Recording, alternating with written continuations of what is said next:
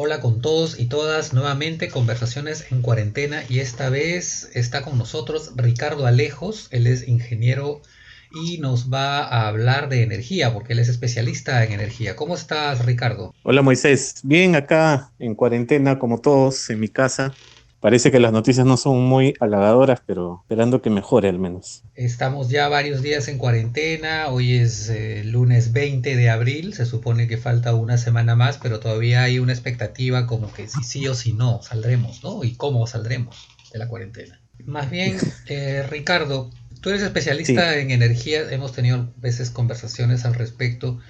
¿Cuánto ha cambiado el consumo de energía en el Perú a raíz de la cuarentena? Han estado mostrando datos de que se aumentó el consumo de luz, bajó el consumo de petróleo. ¿Cómo está esto? ¿Hay datos de esto? sí hay bastante información. La caída en electricidad en general, como todo país, como todo el país, ha caído el consumo más o menos entre un 30%, un poco más, ¿no? Hasta antes de la crisis, bueno, de la cuarentena, estábamos en algo de 7.000 megavatios de electricidad y ahorita estamos entre 5.000 y 5.200, ¿no?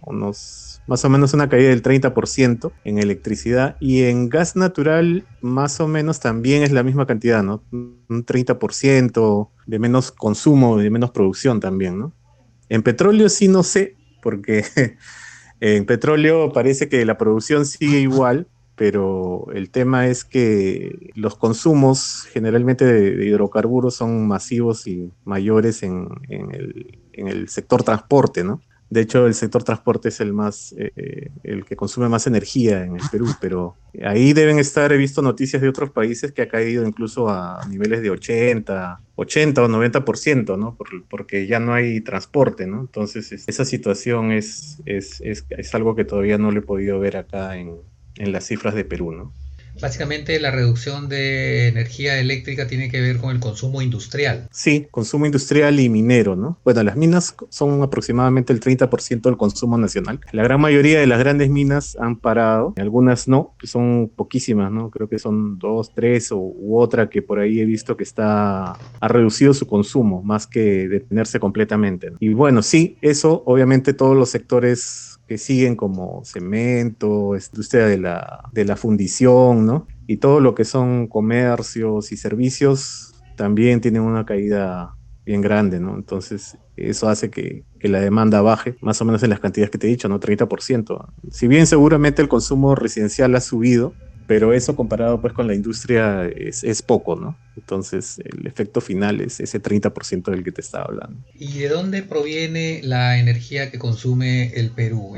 Bueno, me imagino que vamos a hablar de eléctrica y de hidrocarburos, ¿no? En el Perú lo que tenemos es en electricidad, actualmente con el efecto de la cuarentena, hemos pasado de producir más o menos el 70%, un poco más, era hidroeléctrico y el resto con gas y hidrocarburos. Pero ahora hemos pasado casi a un 90-92% hidroeléctrico y solamente un pequeño porcentaje, creo que 2% de gas natural, ¿no? Hemos detenido el consumo de gas, ¿no? Porque ya no se necesita, pues, ¿no? Digamos, las centrales a gas natural ya no son necesarias, entonces se han detenido casi todas, creo que una nomás está operando. Todo se está produciendo con energía hidroeléctrica, ¿no?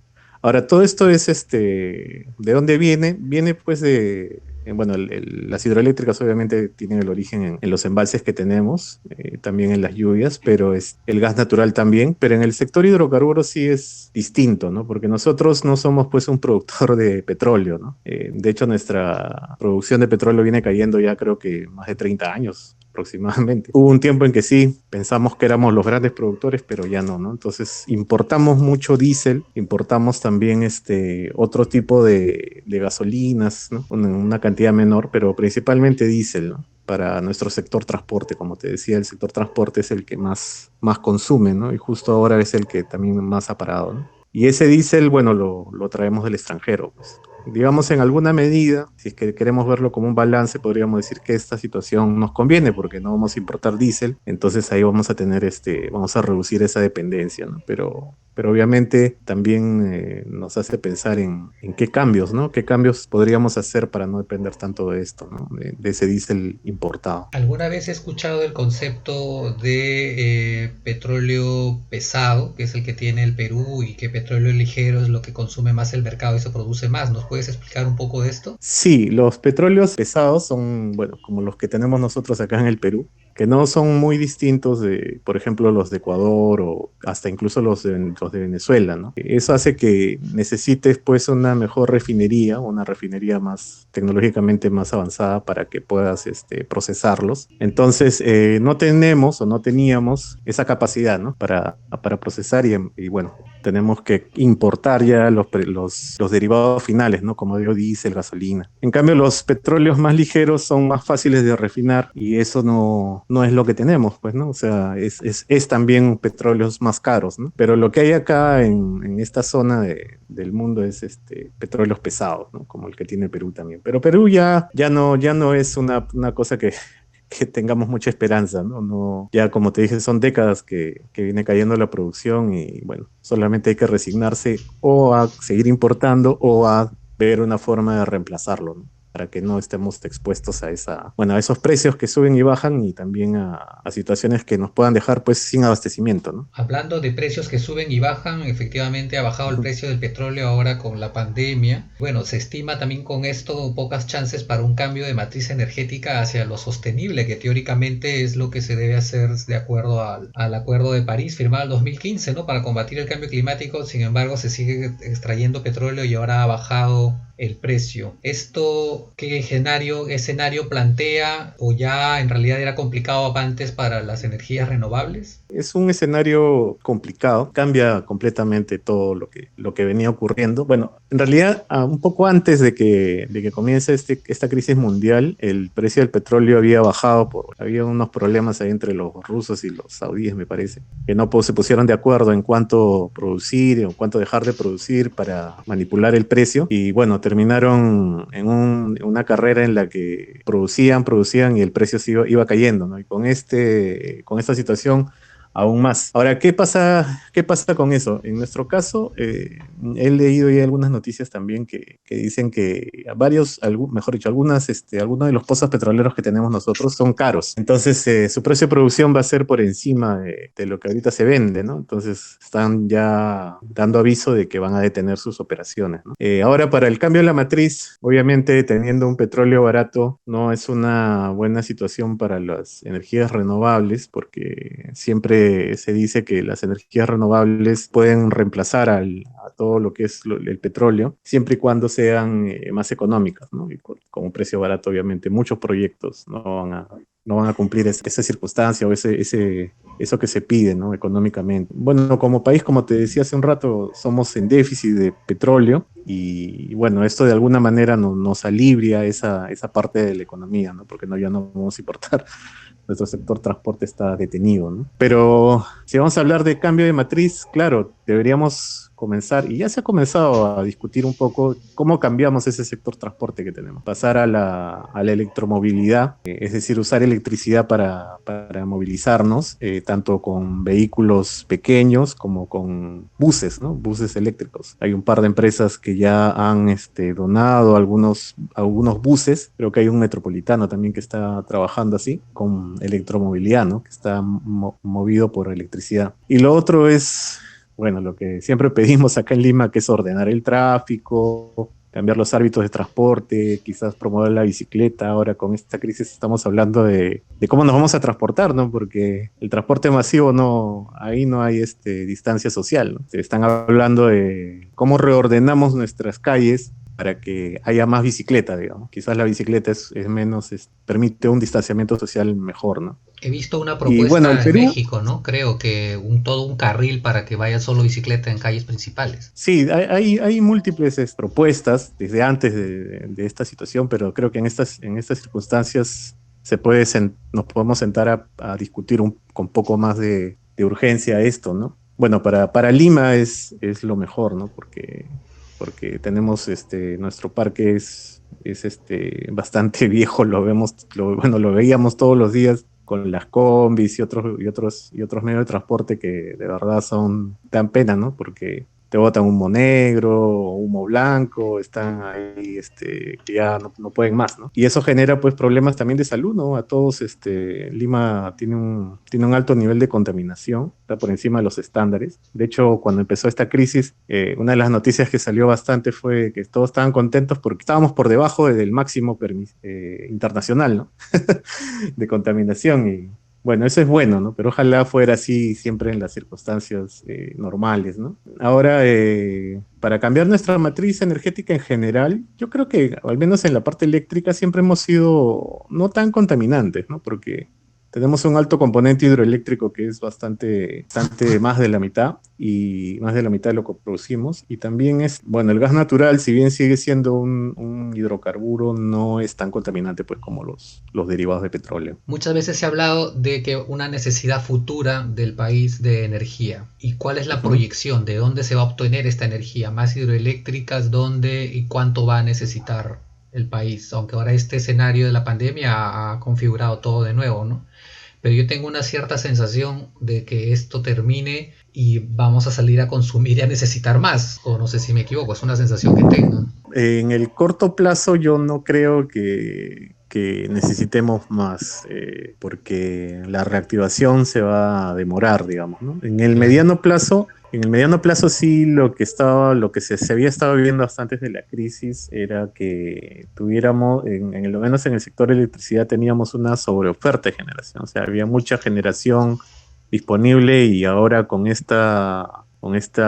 freno a la economía vamos a tener todavía mucho más, digamos, ¿no? En el mediano plazo tampoco parece ser que necesitemos algo de nuevas instalaciones futuras, al menos en la parte de electricidad, ¿no? Pero en el largo plazo sí hay varias alternativas, ¿no? Que siempre se han manejado. Parece que el gas ya no sería una alternativa en el largo plazo porque bueno, lo venimos consumiendo de una manera acelerada y no parece que fuera a durarnos tanto tiempo, ¿no? Al menos una década o 2 décadas y no creo que ya no tengamos gas, ¿no? O de repente mucho antes, ¿no? Y las hidroeléctricas sí, bueno, hay también posiciones ahí sobre las hidroeléctricas, ¿no? Hay muchos grupos ambientales que dicen que no, pero yo creo que sí son viables. Quizás no en las zonas de selva, estas zonas donde uno necesita hacer grandes embalses, inundar mucho terreno, ¿no? Y ahí obviamente son zonas de selva en donde vamos a seguramente inundar bosques y todo un impacto ambiental fuerte, ¿no? Pero en el caso de las otras hidroeléctricas que siempre hemos tenido nosotros en el Perú, que son las hidroeléctricas de grandes caídas, o sea, juntamos mucha agua en embalses en las zonas altas de la sierra y de ahí soltamos el agua y tenemos unas grandes desniveles, ¿no? Unas grandes alturas y eso es lo que aprovechamos. De hecho, Lima trabaja bueno, ya no, todo es interconectado, pero inicialmente la idea de abastecer Lima con este tipo de centrales que están en el río Rímac era esa, ¿no? Usar ese tipo de hidroeléctricas y de eso prácticamente nos abastecemos. Y yo creo que sí, que ese tipo de centrales serían buenas no solamente porque nos van a dar energía, sino también porque si las construimos y les agregamos embalses, podemos de alguna manera regular la cantidad de agua que viene por nuestros ríos hacia la costa, ¿no? Estamos hablando de la Serían cuenca del como... Pacífico. Yo recuerdo que había unos planes en la cuenca del Exacto. Atlántico hacia la Amazonía, creo que impulsados por empresas o por brasileños, por empresas brasileñas, si no me equivoco, que fueron denunciadas. Es más, recuerdo que había una que querían inundar parte de la carretera interoceánica. Se había construido la carretera, pero luego querían inundarla para hacer una hidroeléctrica.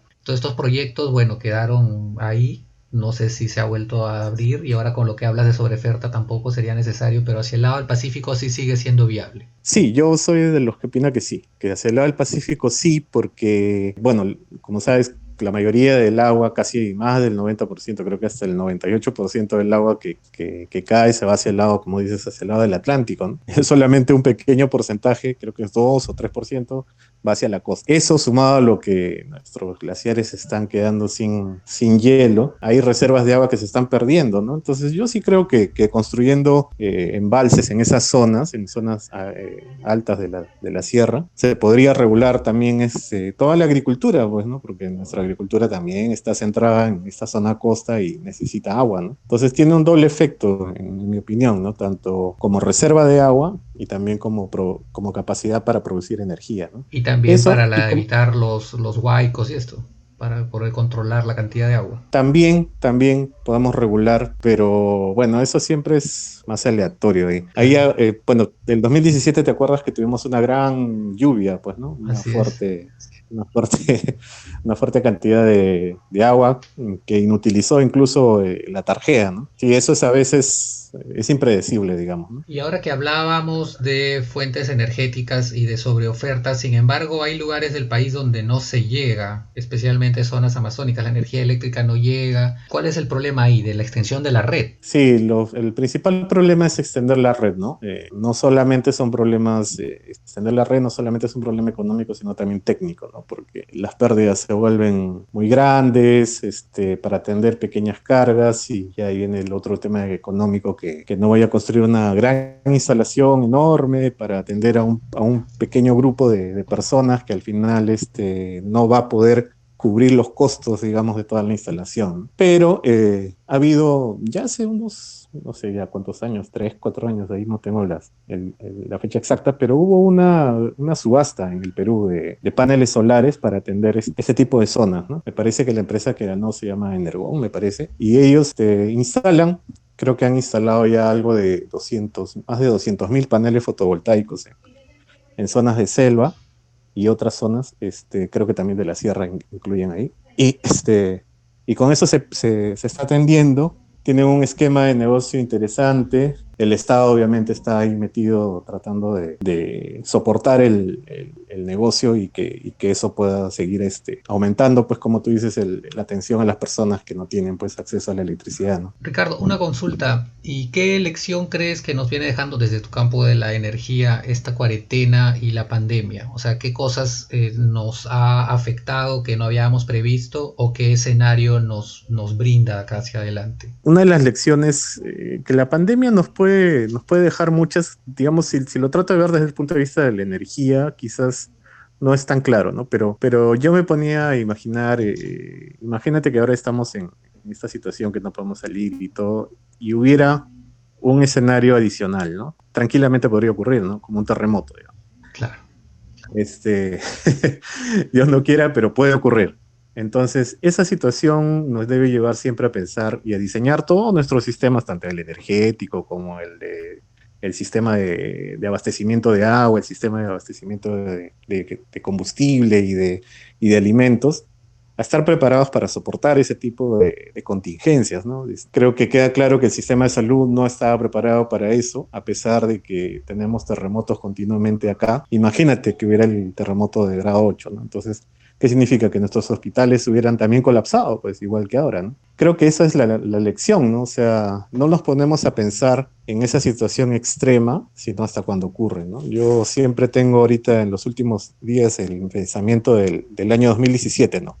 Cuando Lima se convirtió como en una ciudad zombie, todos caminando con nuestro balde ahí durante una semana, ¿no? Porque no había agua en ninguna parte, ¿no? Y esa es la lección principal que yo saco, al menos tanto para todos los sistemas que abastecen a una ciudad, ¿no? La O sea, energía es uno de qué ellos. tan vulnerables somos en el fondo, ¿no? Yo lo del 2017 me quedaba pensando en una hipotética, yo sé que no estamos en tiempos de guerra, pero en una hipotética guerra para eliminar Lima solo había que tumbarse la central de agua y se acabó. Crisis total.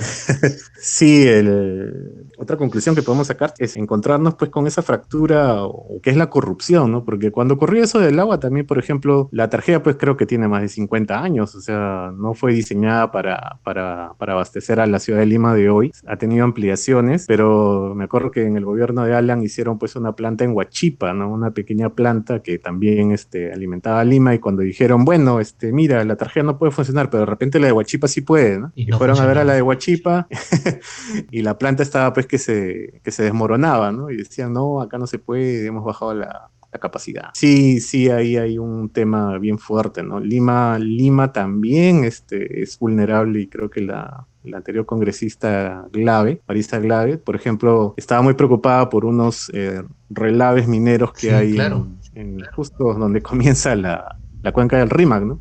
Sí, por San Mateo. Sí, por San Mateo. ¿Y qué pasaría si se rompe? El agua se podría contaminar, ¿no? Se contaminaría, de hecho. Ahora, hay varios proyectos ahí que como digo, los gobiernos no le dan bola, no les parece importante, ¿no? Y uno es cómo aseguramos el agua para Lima, ¿no? Cuando yo alguna vez trabajé en las centrales hidroeléctricas estas que están en la cuenca del río Rímac, los ingenieros ahí me decían, mira, no sé por qué tenemos tanto problema de agua sucia hacia abajo, o sea, de la zona de Chosica hacia abajo, si el agua hasta acá llega limpia. ¿Por qué? Porque hay una serie de canales, túneles, tuberías, ¿no? A través de las cuales se trae el agua, como te decía, desde las zonas más altas, se va limpiando, las hidroeléctricas las van usando y el agua sigue llegando limpia porque esa agua no se tira al río nuevamente, sino va por canales cerrados, ¿no? Y llega así hasta Chosica, pero en Chosica ya no se continúa, sino se tira al río y ahí se vuelve a ensuciar, ¿no? Y ellos decían, ¿por qué no construyen un túnel desde Chosica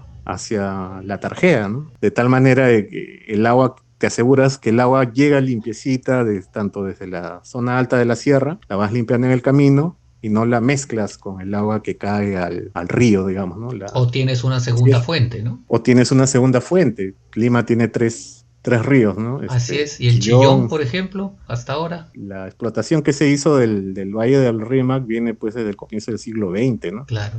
Desde ese comienzo se pensó construir embalses, hidroeléctricas, todo en esa cuenca, pero las otras casi no se ha tocado, ¿no? Por no decir que no se ha tocado. Habría que afianzarlas, habría que hacer embalses, habría que generarle sus sistemas de aseguramiento. Por ejemplo, el RIMAC, la cantidad de agua que trae, una parte viene de la cuenca del Atlántico a través de un túnel que le llaman el Trasandino, ¿no? Que recoge aguas que normalmente se irían hacia el Atlántico, pero las trasvasa hacia el otro lado y con eso alimenta las hidroeléctricas de Lima, ¿no? Claro, sí recuerdo ese Si no sería proyecto. riachuelo en época de estiaje sería pues un riachuelo como a No veces se habría vuelve el Lurín, nada. claro. El Lurín cuando tú vas en época de sequía no hay nada, ¿no? Está seco completamente, por momentos, ¿no? Igual sería el Rímac, ¿no? Pero siempre trae algo porque hay un trasvase, hay todo un afianzamiento en la cuenca, ¿no? Que permite que el río tenga agua más tiempo, digamos, que lo que tendría de forma natural, ¿no? Claro, y esto tiene que ver también con cómo pensamos Lima en su tamaño actual, como dices, ¿no? O sea, hay cosas que seguimos viviendo con cosas que se pensaron para otro escenario de la ciudad y luego se ha ido como parchando, pero hay que pensar en una manera nueva de ver esto, cómo está ahora y cómo se proyecta hacia adelante. Bueno, mira que vamos conversando, van saliendo cosas. Otra cosa que podemos sacar de lecciones es que así como antes se planificaba, ¿no? Mirando 50, 100 años, ¿no? Las ciudades, la energía y otros, ahora pues nos dedicamos al corto plazo que es el mercado. Pues el mercado puede resolver cosas aparentemente de corto plazo, pero nunca una empresa está mirando pues 5 o 10 años, o sea, lo Lo que verá, pero puedes de una vender manera, pues, ahorita. le interesa más el corto plazo y verá solamente su negocio. O Así sea, es. mi negocio es hasta acá y todo lo que pase luego no tiene una mirada integral, pues, ¿no? Es No lo que vemos completa, con ¿no? el transporte, por ejemplo, con el metropolitano, con este sistema privado, ¿no? Que pues al final dicen, bueno, no me rinde el negocio, no me interesa el proyecto, o reduzco, o hago un juicio, o etcétera. Es decir, al final dependes de si vende o no vende, y no de brindar el servicio. Ahí en lo del transporte también hay varios esquemas que se tienen que replantear, ¿no? El metropolitano es uno de ellos, los corredores son otros, y creo que ahí, otra vez, ¿no? En la época de los 90 hubo pues una reforma que pretendía que el mercado se encargue de resolver ese problema. Y bueno, a lo que llegamos fue pues a que cada uno, por la precariedad de nuestra economía y los niveles de pobreza y falta de trabajo, pues que mucha gente pues comprara pequeñas combis de segunda mano, o vehículos ya, como decir, que ya no usan en otros países para usarlos nosotros, y se volvió un caos, ¿no? Claro, los Que famosos cada buses uno pone. escolares norteamericanos que llegaron acá masivamente, ¿no? Sí, también llegaron mucho de eso, la guerra del centavo, todo un tema, Todo ¿no? un tema. Que fue, claro, como cada uno es una pequeña empresa, cada uno de los choferes pues veía su utilidad, digamos, ¿no? Pero nadie pensaba en el global, pues, ¿no? En todo el sistema de transporte. Claro. Esa es otra gran lección, ¿no? Así es, Ricardo. Los temas van fluyendo, van saliendo, pero vamos cerrando esta, luego en otra oportunidad continuamos. Estaba pensando de repente hacer un panel ahí con algunos amigos. Pero dos preguntas para cerrar. ¿Pensaste vivir una cuarentena alguna vez? ¿Te la imaginaste? Una cuarentena, como cuarentena no, pero sí anduve muy preocupado estos últimos años con todas las epidemias que han habido, ¿no? Quizás, bueno, yo soy un poco más curioso de estas cosas. Yo estuve viendo los brotes del SARS, del MERS, ¿no? En las noticias me preocupaba, ¿no? Me preocupaba. Felizmente fueron controlados antes de que se expandieran, pero el que sí me tuvo demasiado asustado fue el del ébola, ¿no? Sí, sí, sí, es cierto. El, Sí, el del ébola las noticias eran que crecía a una tasa increíble y que su letalidad era mayor del 50%. Imagínate, si ahora bueno, el coronavirus tiene una letalidad entre 2 y 3%, el ébola tenía más del 50, creo que incluso llegaba a 60, ¿no? Claro, en Y realidad lo sí, que tiene el coronavirus es que se esparce rápido, ¿no? Más que mortal. claro, es más rápido que el ébola. Como te estaba comentando hace un momento, siempre he estado pensando en esas situaciones de emergencia y caos, ¿no? Ah, Entonces sí. sí, de alguna manera lo he pensado, ¿no? He dicho, pucha, imagínate que hubiera un terremoto y que encima nos quedamos sin agua, ¿no? Entonces siempre pensaba, y la cuarentena, no tanto una cuarentena, pero sí una situación como esta, ¿no? Una Siempre situación de estaba emergencia. pensando, sí, una situación de emergencia. Sí, yo también También anduve viendo varios reportajes, documentales, leyendo y sí, pues en realidad esto que estamos viviendo era algo que se venía esperando hace tiempo y no se sabía cuál iba a ser, ¿no? El que iba a golpear. Como que estaba esperando a la sociedad, ya todos los signos estaban ahí. Última pregunta, Ricardo, ¿qué es lo primero que harás al terminar la cuarentena? bueno, primero ver a mis papás, ¿no? Porque yo vivo acá en La Victoria, mis papás viven en San Borja y bueno, por este tipo de la cuarentena no puedo ir a verlos. Así es que lo primero que haré sería ir a verlos, estar con ellos un rato y después, bueno, salir a caminar y a correr también, ¿no? Tú también corres, he visto. Yo no soy tan disciplinado como tú, pero también me gusta salir a correr, ¿no? Claro, en alguna Y carrera nos hemos encontrado, recuerdo. sí, sí, sí, en una o dos creo nos hemos visto por ahí. Yo estoy contando las horas, ¿ah? El lunes, el próximo lunes, si se da el go, yo 5 de la mañana ya estoy con las zapatillas en la puerta, eso lo tengo clarísimo, súper claro. Sí, es una sensación que también extraño bastante, ¿no? Porque estar encerrado, no siempre, pues no. Bueno, yo soy alguien que suele estar en aislamiento social un poco más de tiempo porque me gusta estar en internet, pero también me gusta salir a correr, caminar, ¿no? Conocer. Bueno, Lima tiene muchas cosas por conocer y seguramente tú también sabes que a mí me gusta mucho caminar por Lima, conocer sus historias. Y esas cosas son las que más extraño en realidad, mis padres y, bueno, salir a correr y a caminar, ¿no?